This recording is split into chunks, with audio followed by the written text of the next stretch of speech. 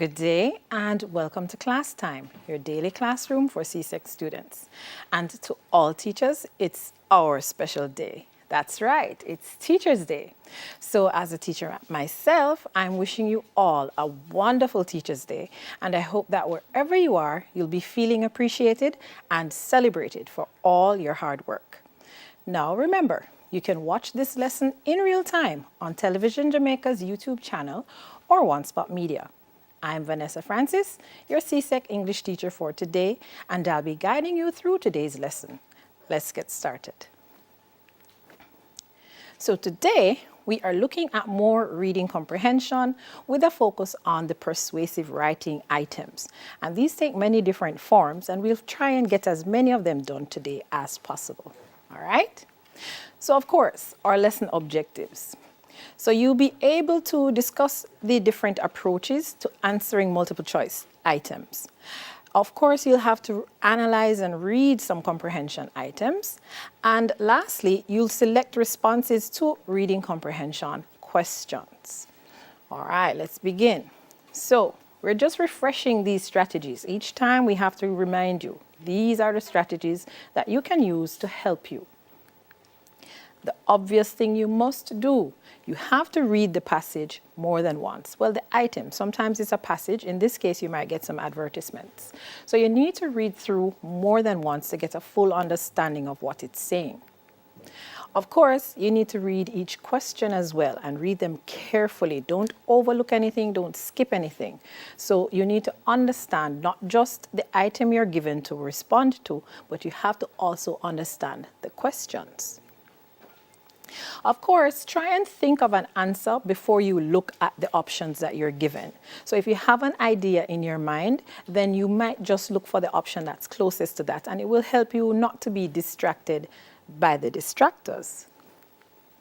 And of course, if you don't know an answer, it is fine. Look at the options and try and eliminate them and see which one looks most likely to be the answer.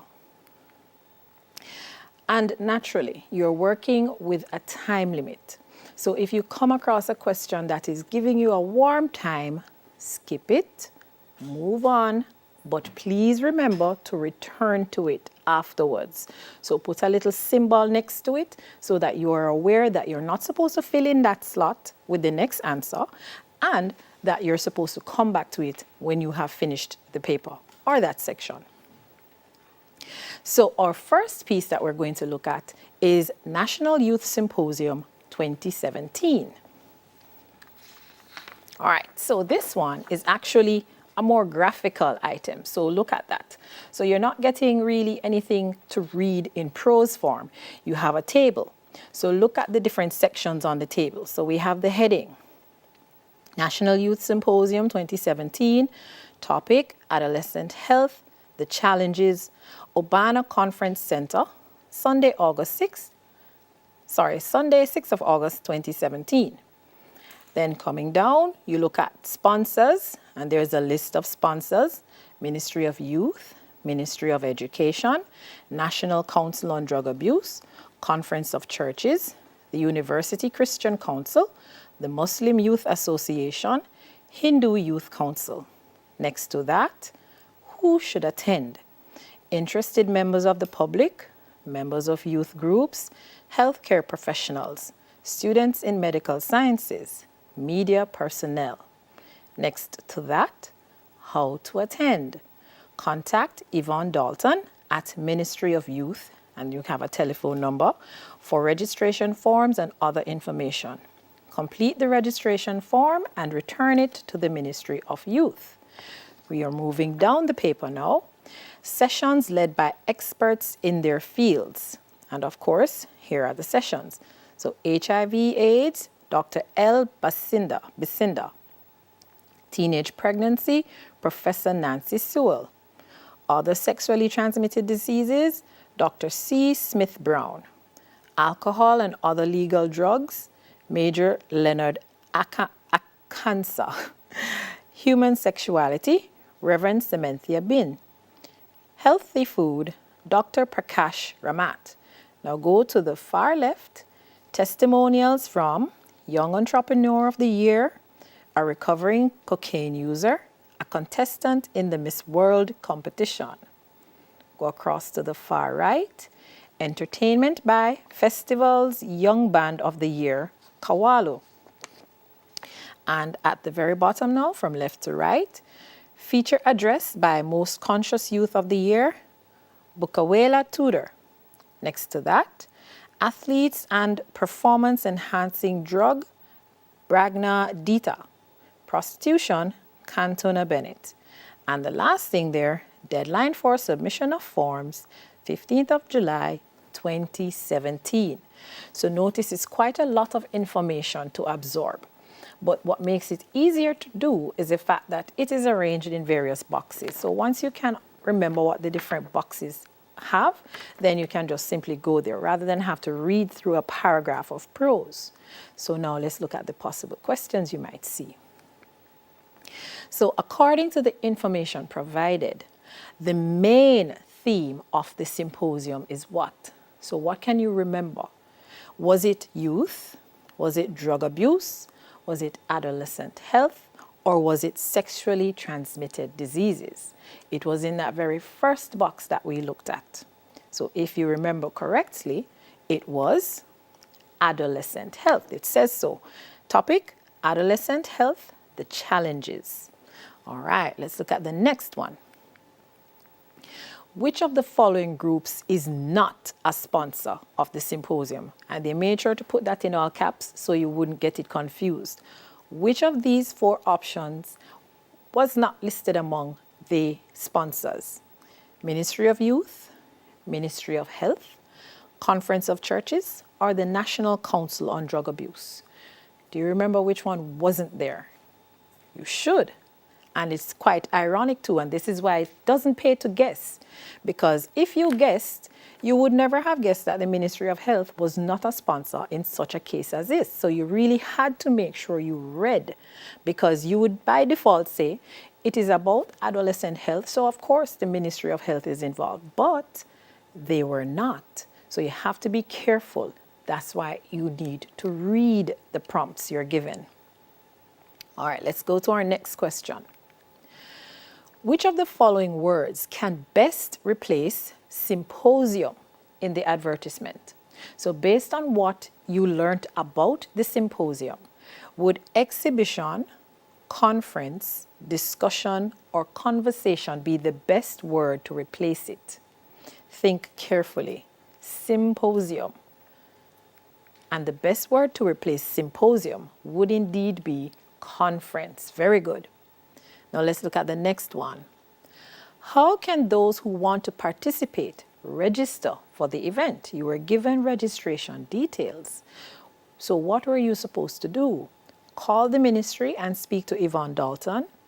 Contact Yvonne Dalton and call the Ministry of Education.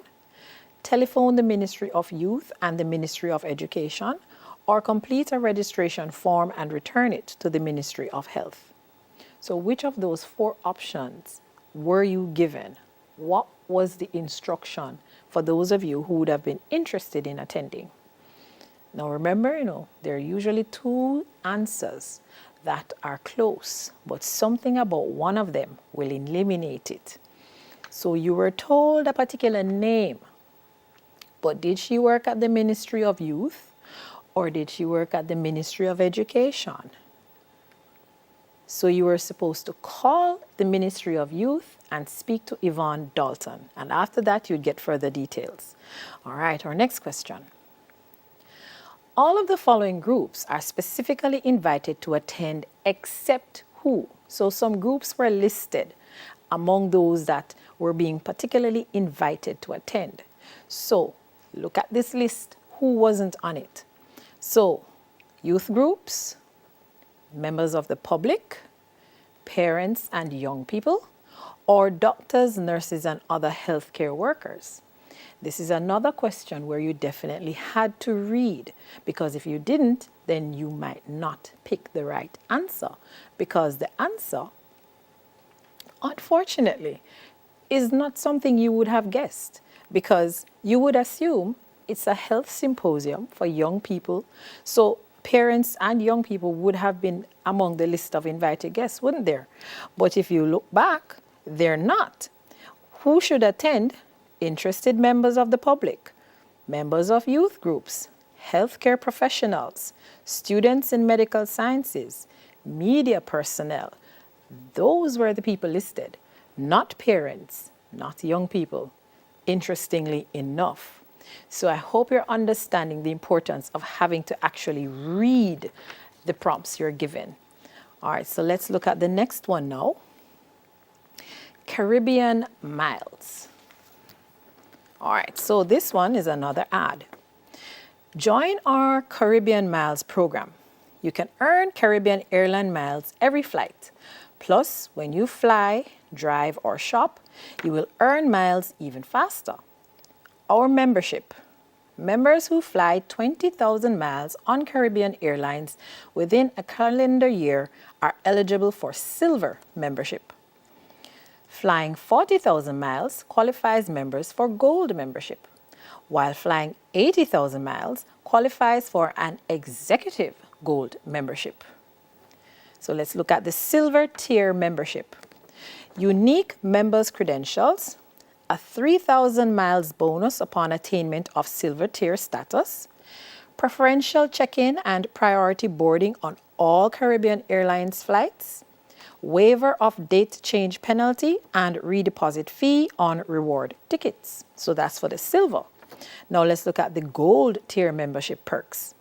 Unique members' credentials, a 5,000 miles bonus upon attainment of Gold tier status, preferential check-in and priority boarding on all Caribbean Airlines flights, waiver of date change penalty and redeposit fee on reward tickets, and lastly, expedited award delivery at no cost. Now let's look at the table. So it's arranged in 3 columns: destination, awards, and the miles needed. So let's move across. So the first destination, within the Caribbean or between South America and the Caribbean. The awards: one-way upgrade, one-way economic class, one-way business class. And the miles you need for the one-way upgrade, 5,000. For the one-way economic class, 7,500. And for the one-way business class, 12,000. Now the next destination, between the Caribbean, South America, and North America. The awards: one-way upgrade, and you'd need 10,000 miles. One-way economic class, 15,500 miles needed. One-way business class, 25,500 miles needed. And then the next destination, between Kingston and North America. The awards now, for the one-way economy class, you would need 16,250 miles. And for the one-way business class, you would need 28,750 miles. And at the bottom there, they specify what they refer to as South America. So it's Caracas, Georgetown, and Paramaribo. And you're told, thank you for flying with Caribbean Airlines. And you're given the website to visit and the email address to contact. All right, so absorb all of that, and we will look at the questions. First question: what does the airline promise if a person joins the Miles program? So what are you promised if you join this program? Faster travel, free shopping, frequent shopping, or rewards for every flight? What are the benefits of joining this program? You should know because it was stated very early on. So the rewards are rewards for every flight. So you don't get necessarily faster travel, free shopping, or frequent shopping, but you do get rewarded when you take flights. All right, next question. How many bonus miles does a Silver tier member receive? What did it say on the paper? How many bonus miles? 3,000, 5,000, 7,000, or 8,000. Silver tier membership. It's right there. So you didn't have to search very hard to find 3,000. It's right there under the list of membership rewards. So let's move on to the next question. To which of the following destinations can a person fly using 25,500 airline miles? So once you have accumulated that number of miles, where can you go? Can you go to Asia? Can you go to Africa? Can you go to Europe? Or can you go to North America? Now, do you remember that table? The table listed out everything. So for 25,500 miles, so you just look for that quickly. Where can you go? Didn't ask you how you can get there. Where can you go? And of course, by now you can see that you can go to North America. It's the only option you're given that matches up with the options on the actual question paper. Let's on. So according to the advertisement, what should a prospective member do if more detailed information is needed about the benefits of the program? So what should you do if you want a little more information, you weren't quite satisfied? So do you fly frequently? Do you visit the airline's webpage? Do you visit the airline offices? Or do you join the miles program? What's the obvious thing you're supposed to do? Now, if you hadn't read it, there are two possibilities there. And this is why, again, it's important to read it. Because the two possibilities would be to visit the web page or to visit the offices. However, you are given specific instructions on the paper. And those instructions said what? Can you see them? Yes, you can. So tell me what they are. Yes, you're supposed to visit the airline's web page, not the offices. So you're directed to the web page. Next question. Which techniques does the advertisement use to appeal to travelers to join the miles program? Remember, it's persuasive. So what did they do? We looked at a ton of techniques in the past few classes. So did they use facts? Did they use opinions? Did they use persuasive language? Or did they use personal experience? So were there any testimonials given? That would be personal experience. Did they use persuasive language or similes or metaphors, that sort of language? Did they give opinions? Remember now, an opinion is just basically the way you feel about something. It can't be verified by anyone else because opinions change from individual to individual. So there's no standard measurement for an opinion. Did they use facts? A fact is verifiable. If I say there are 10 pencils, you can go and count that there are 10 pencils. Everyone who can count from 1 to 10 will know that there are 10 pencils, as opposed to me saying there are few pencils. 10 pencils to me would be a few. 10 pencils to someone else might be a lot. So that is the difference between having a fact and having an opinion. Now, which of these four were used? Which one was used in the advertisement? You should know this. Yes, you know this. They used facts. So they gave you a lot of details. They told you the rewards, they told you how to achieve the rewards, and what you needed to do after you got them. Our next question. The main purpose, and notice the word is in caps, the main purpose of the advertisement is to encourage persons to do what? Why did they put this ad together? What was the meaning behind it? What was the whole idea behind it? Was it to get persons to enjoy air travel? Was it to get persons to receive an executive gold card? Was it to encourage persons to fly more often? Or was it to encourage persons to become members of the miles program? Now notice main. So several of these things could have been achieved through the ad. However, you are focusing on what was the main thing that they wanted. So if you're going to narrow it down, you have two possibilities: to get people to fly more often or to get people to become members of the program. Now, would they want you to just fly more often with any airline?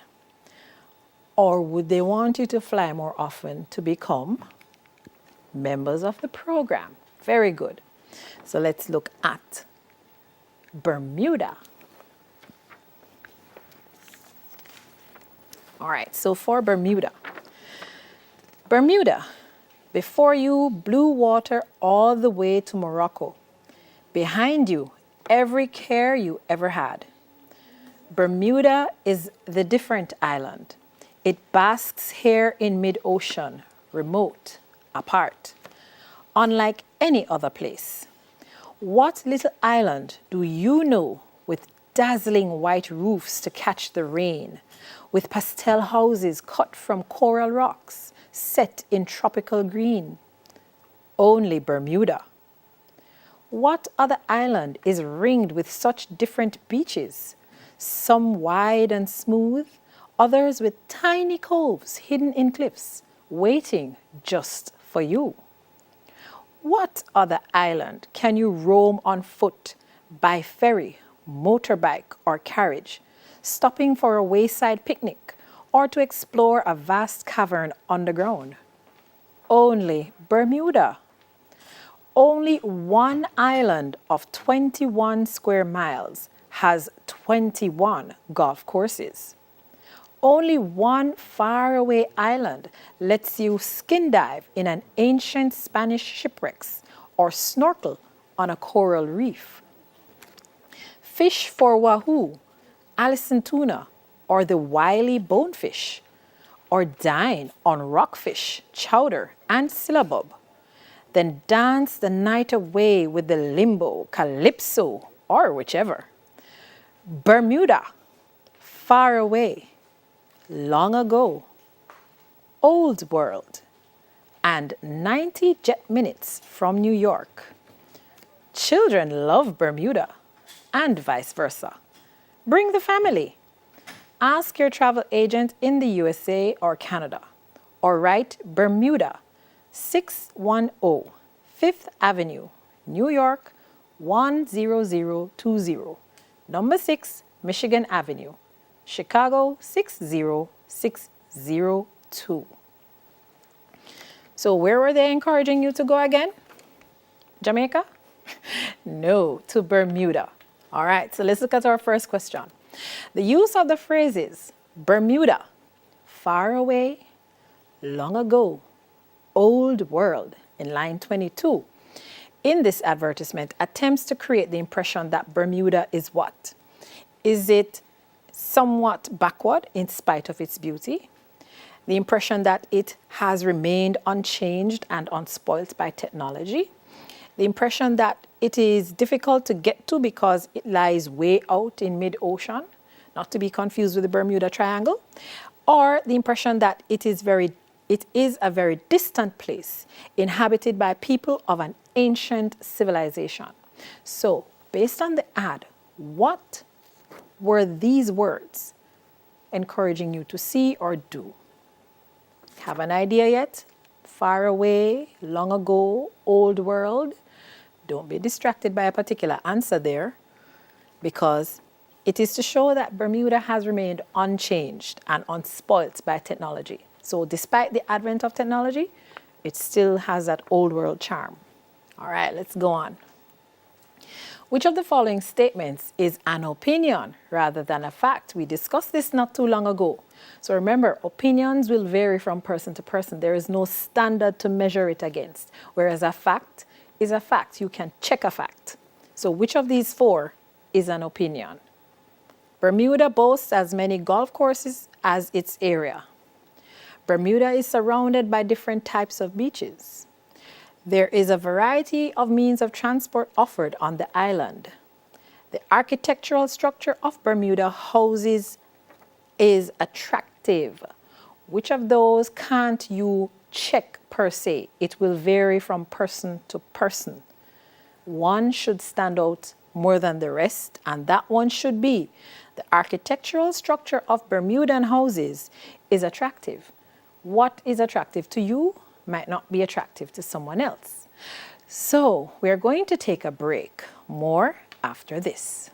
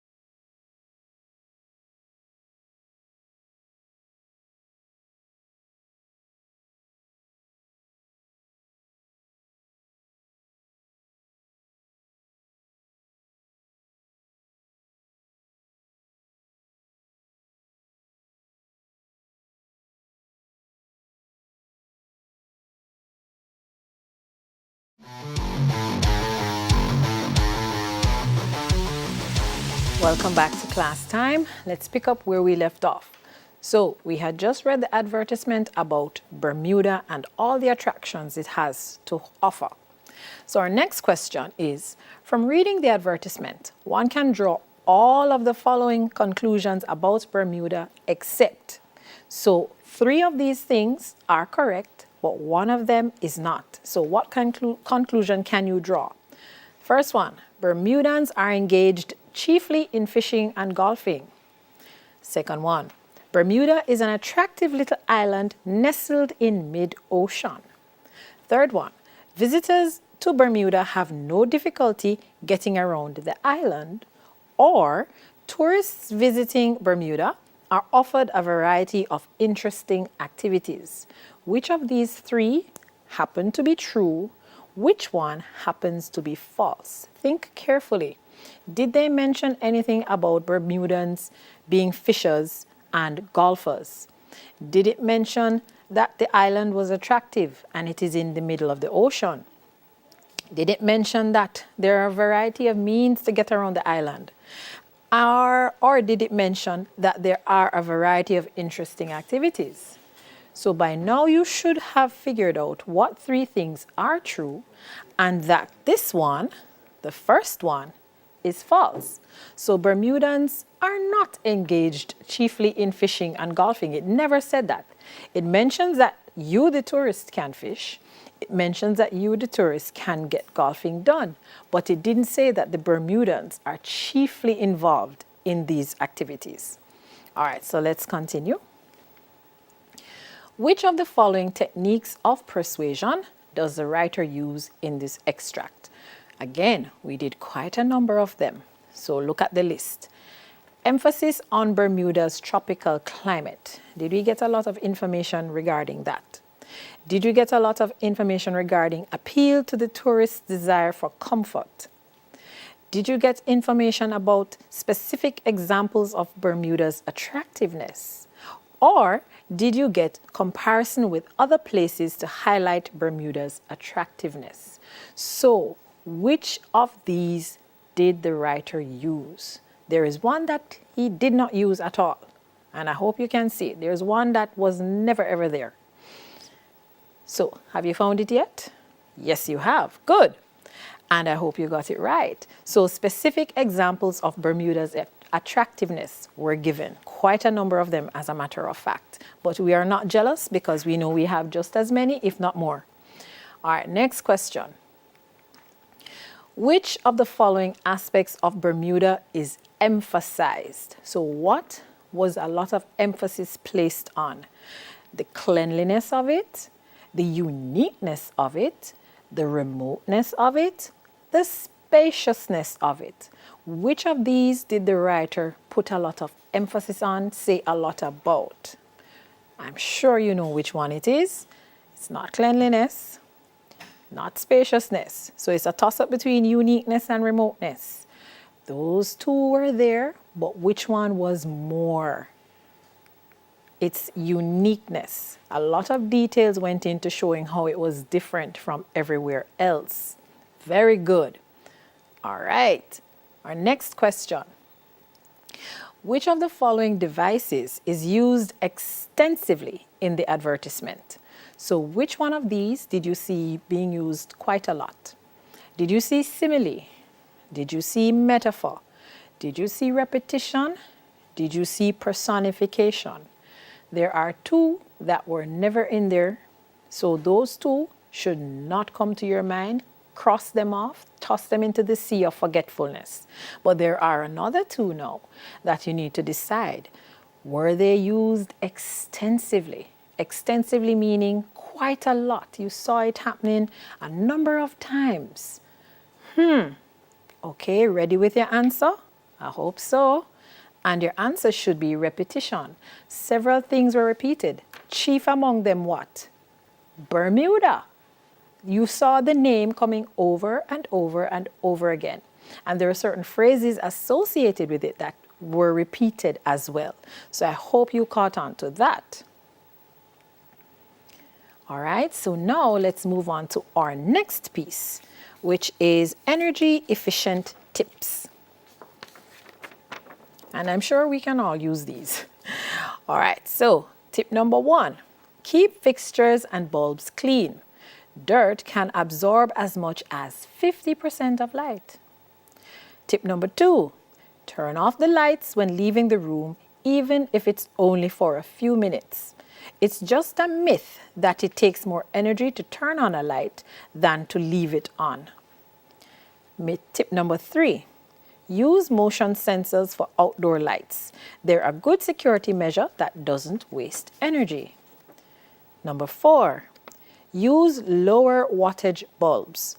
Your lights may be brighter than you need. Number 5, purchase lamps with dimmer switches, as you can lower the setting when less light is required. Number 6, place floor or table lamps in a corner. This allows light to reflect from the walls, making the room brighter without turning on more lights. And the last tip, number 7, use fluorescent lights instead of incandescent lights. Compact fluorescent lights use up to 75% less energy than incandescent lights for the same amount of light and last up to 10 times longer. Now, these tips are good tips for those of us who would like to conserve on electricity and also conserve on the money in our pockets. All right, so let's look at the questions. The main purpose of this advertisement is to do what? So why did they give you all these tips? What is the main purpose of those 7 tips that you're given? Were those tips given to you to sell light bulbs? Were they given to you to promote lighting in the home, to encourage better energy use, or to highlight energy use in the home? Why were you given these tips?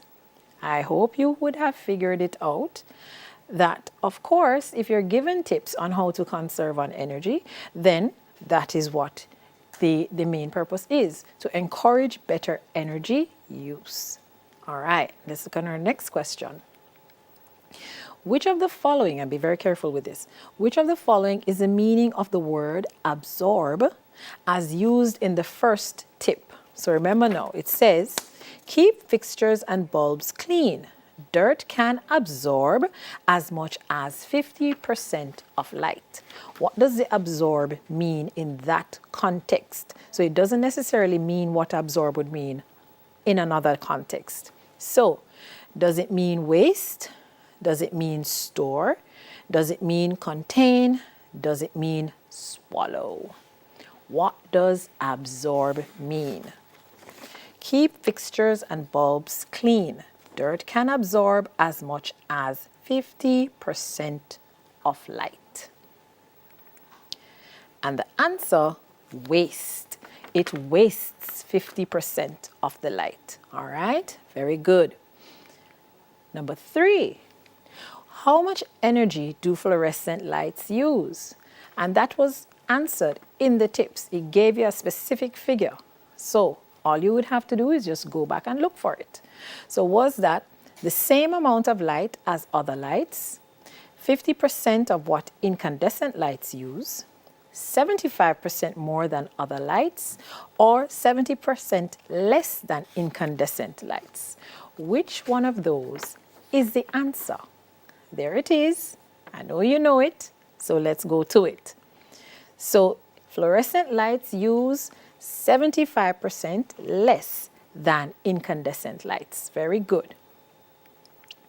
Number 4, the advertisement emphasizes that motion sensors are important because they are cheap, they waste energy indoors, they do not conserve energy, or they are efficient and provide security. Now look at the question, because even without looking at the answers, you can start eliminating the answers based on the question. The question says, the advertisement emphasizes that motion sensors are important. So would them being cheap make them important? Possibly. Would them wasting energy make them important? No, that wouldn't make any sense at all. Would would the fact that they do not conserve energy make them important? Again, that one is irrational. So you already can eliminate B and C because they would not be deemed important based on these two, because these would actually show that they are not important. So is it the fact that they are cheap, or is it the fact that they're efficient and provide security? Were you given a cost? Did they tell you it costs less to get them? Or did they tell you that they are efficient and provide security? I know you know this. Yes, you do. And you are correct. They are efficient and provide security. Excellent. Next question. Which of the following is not stated in the advertisement? And again, the not is highlighted. So remember, you're looking for what was not there. So, low wattage uses less energy. Was that there? Lamps placed on the floor are better for energy efficiency. Was that there?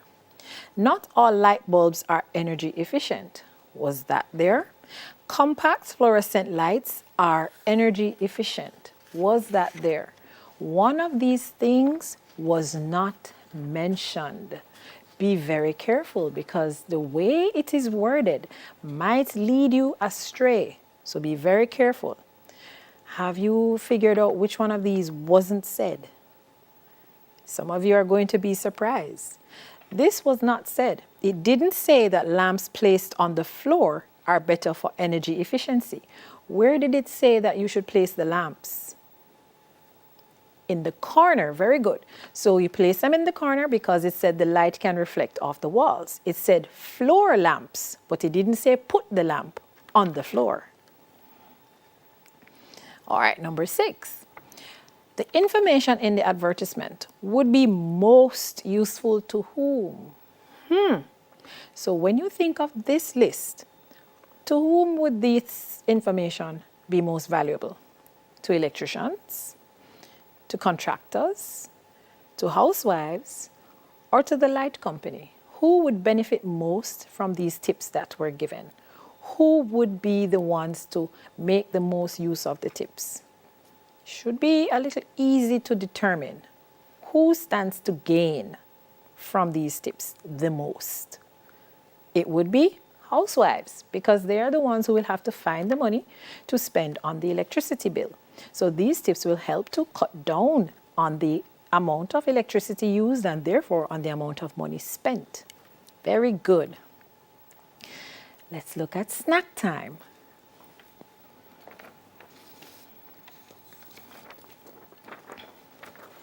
So snack time. Newly renovated snack time restaurant. 46 Queen Street, Queenstown. Too late to reach home for lunch? Rush in to snack time. Want a bite after the show? Drive in to snack time.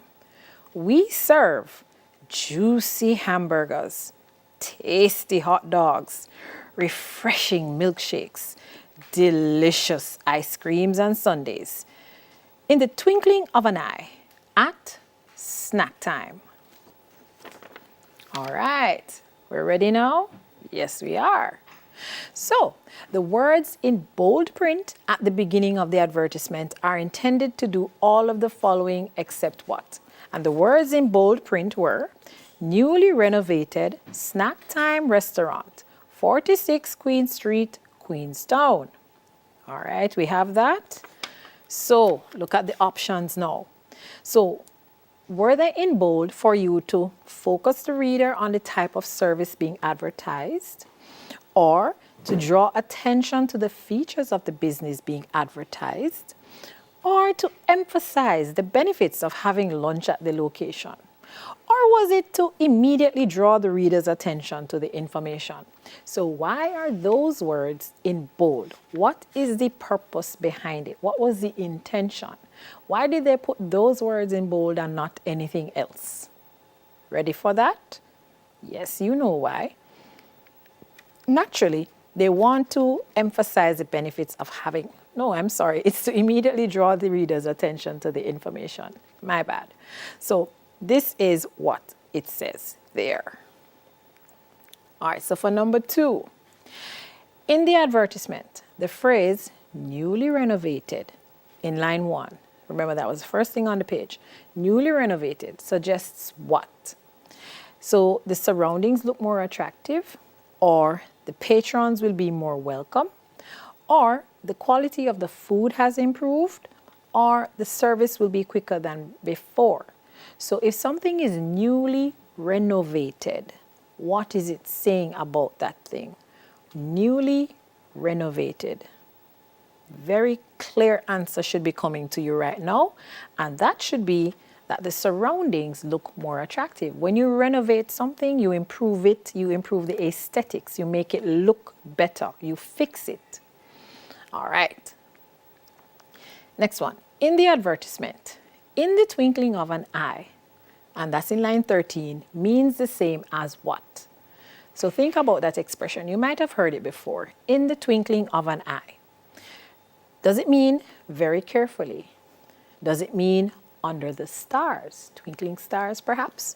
Does it mean very quickly? Or does it mean with sparkling? No, if you don't know the expression, this is going to cause you a bit of a problem, because what would you determine that particular expression to mean? In the twinkling of an eye. Because stars twinkle, and this is saying sparkling, so that would lead you astray. However, those of us who have heard it before know that it means something that happens very quickly. So in the twinkling of an eye, in that instant. All right, next question. According to the advertisement, which of the following does Snack Time Restaurant claim to offer? So, when you read the ad, what did Snack Time say they offer? So do they offer quick service and reasonable prices? Do they offer prompt service and enjoyable snacks? Do they offer nutritious snacks and takeaway service? Or do they offer reasonable prices and pleasant surroundings? What did Snack Time say they give to their customers? Which of these 4 things? And of course, you have to be careful now, because again, there is an answer there that might draw your eye away from the real answer. So, you're ready now? I think you are, of course. So they offer prompt service and enjoyable snacks. The temptation might have been to go with A, quick service and reasonable prices, because the quick service was mentioned, but nowhere in the ad did they tell you anything about price. They never mentioned prices any at all. So we have to go with B, prompt service, same as quick service, and enjoyable snacks. They went into lovely details to tell you about the juicy burgers and the tasty hot dogs and all that good stuff. So our next question now. The advertisement is not designed to appeal to who? So based on the ad, who were they not trying to target? They were not trying to target maybe the diet-conscious eater. They were not trying to target the cinema-going crowd, not trying to target the busy office worker, not trying to target the fast food enthusiast. Who was it not trying to target? Remember now, the ad is designed to pull in a particular type of person, because an ad is designed to encourage you to participate in something. So who, based on the ad, was not part of the target audience any at all?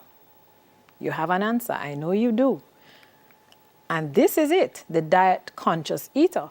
No healthy snacks were mentioned in the Snack Time ad. Everything there was something that a diet-conscious eater should avoid. So we are clear that this is not the target audience.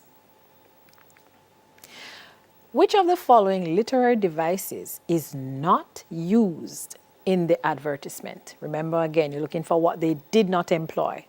So, did you see metaphor being used? Did you see hyperbole being used? Did you see repetition being used? Did you see personification? So let's go through that list now. Metaphor, remember, comparison of 2 unrelated things by saying one thing is the other. You ascribe certain characteristics. You don't use like or as. Hyperbole, gross exaggeration, so you blow it out of proportion. Repetition, of course, a word or a phrase or an idea over and over and over again. Personification, comparing something with human traits. So you put human traits to something else. Which one didn't you see happening? It should be very easy. No personification was in there. Very good. So it is time for our final break. We'll wrap things up when we return.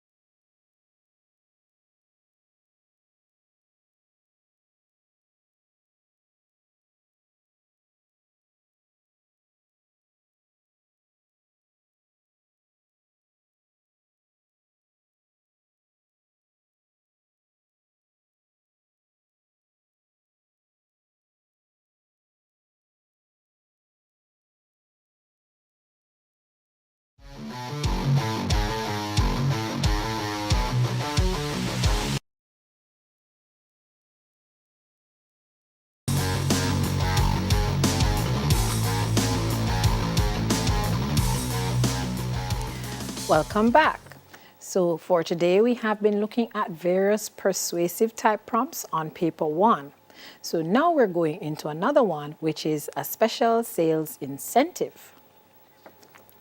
So as a special sales incentive, the developer is now offering for sale the first 2 completely ranch-style homes at this beautiful scenic development in Regent Park. The price is considerably below the official evaluation price. The houses, situated approximately 20,000 square feet of freehold land, features 3 fully carpeted bedrooms with built-in wardrobes, and the master includes a luxurious walk-in dressing area. A very large living and dining area opens out to a patio with panoramic views. The substantial kitchen is tiled and fitted with sturdy cupboards and is closely situated to a service quarters. A covered garage completes the units. These 2 units, offered at below evaluation price, represent one of the finest buys in today's real estate market, either as a beautiful home or as a revenue-earning investment. For personal appointment to view, please call and you are given a number. All right, so look at that a little closely. Now let's look at the questions associated with it. So, what is the special incentive offered? Be very careful with this one. So, is it the option to purchase? Is it the type of offer advertised? Is it a unique, luxurious house at a reduced price? Or is it the exclusive privilege of living in a ranch-styled house? What is the special incentive? Look at the actual ad again. What is it that makes it a special incentive? All right, you should have an answer. So the luxurious and unique house that is being offered at a reduced price. That is the incentive, the fact that you're not paying full price for the house. All right. A substantial kitchen. So when they said that the kitchen is substantial, what do they really mean? A fully installed kitchen, maybe. A kitchen with adequate space, maybe. A strong and lasting kitchen, maybe. A beautifully located and decorated kitchen. So what about the kitchen makes it substantial? Think about the word, think about the context within which the word is used. Substantial. When you say something is substantial, what meaning are you aiming at? All right, after all these prompts, you know what the answer is. So it is a kitchen that has adequate space. It's not a tiny little kitchenette. It's an actual kitchen, a spacious kitchen. Very good. Which of the following does the advertisement state? So one of these things actually occurs in the advertisement in one way or another. They actually say this. So did they say, one cannot find a better buy than this offer? Did they say there are two options open to the buyer? Did they say the real estate market provides these sales rarely? Or did they say that the price will fluctuate? Which of these is said in the ad? Look carefully. What do they say? Something is there that you should know. All right, and your answer should be there are two options open to the buyer, because it tells you that there are two houses that they're offering up for sale at this special low price. Very good. All right, let's look at the next question. To which of the following does the advertisement make the strongest appeal? So is it a desire for space? Is it success in life? Is it love of the exotic? Or is it great value at an affordable price? When you read the ad, what was the strongest thing that they were appealing to? Because if you look carefully at the ad, there are a number of things that are brought up, possibly all of these. But notice you're to focus on the strongest appeal. Which of these things did they emphasize more than the others? So did they talk about a lot of space? Did they give you a lot of dimensions, a lot of sizing? Did they tell you how successful you will become once you own this house? Or if you're successful, this house is a symbol of your success. Did they tell you a lot of things about nature and exotic things? Or did they just tell you about the great value and the affordable price? You know the answer. Yes, you know the answer. What is your answer? All right, let's see. Great value at an affordable price. Very good. Next question. The houses advertised. What have they told you about the houses? Is it that they are part of a housing development? So did they mention anything about there being a housing scheme or a group of houses, anything like that? Or did they tell you that the houses are situated in a remote and rustic landscape? So did they tell you anything about where the houses were? The fact that they might have been secluded, the fact that they might have been surrounded by nature, anything of that sort? Did they tell you that the houses are part of a low-cost housing scheme? So you have a development in one and you have a scheme in one. So right away, something should be bubbling in your mind. Or did they tell you that they are suburban townhouses? So did they tell you that they are in the heart of a city or in a suburb area? Something of that nature. What exactly were you told about the houses? So let's check back. Look carefully. Scan through quickly. What did it say regarding the houses? Remember, keep these options as you're looking. Part of a housing development. Situated in a rustic, remote landscape. Part of a low-cost housing scheme. Or suburban townhouses. All right? You know the answer by this. And of course, the houses were part of a housing development. Very good. All right, I hope you went through today and you actually benefited from all that we covered. So join us tomorrow at 9 a.m. for more class time. And let me take a moment to shout out the hardworking teachers at Manchester High School. Keep up the good work, everyone. Happy Teachers Day. So until tomorrow, keep safe, study hard, students.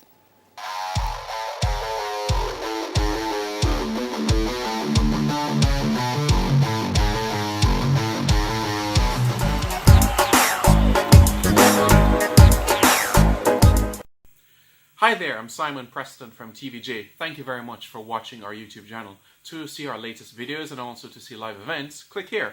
To see our full videos on onespotmedia.com, click here. Thank you very much for watching.